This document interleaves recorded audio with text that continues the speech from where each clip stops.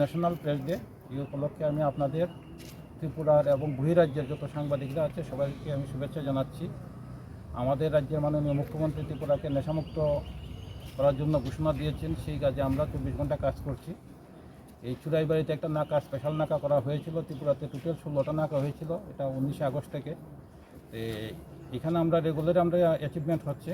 আজকে 11টা থেকে আমরা একটা NL01A G5879 একটা গাড়ি, সেই গাড়িটাকে ডিটেইন করি। সেই গাড়িটার থেকে আপনাদের সামনে, এবং এখানে এক্সিকিউটিভ ম্যাজিস্ট্রেটও ছিলেন, একজন টিচারও আছেন এখানে লোকাল, ওনাদের সামনে আমরা গাড়িটাকে তল্লাশি করি। তল্লাশি করে টোটাল 263 কেজি গাঁজা পাওয়া গেছে, যেটার কালোবাজারের মূল্য প্রায় 40 লক্ষ টাকা। এই গাড়ির যে ড্রাইভার আছে নারায়ণচন্দ্র সরকার, যার বাড়ি আগরতলাতে, তাকে অ্যারেস্ট করা হয়েছে।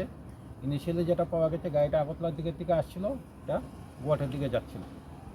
Thank you. বাজার মূল্য কত হবে স্যার?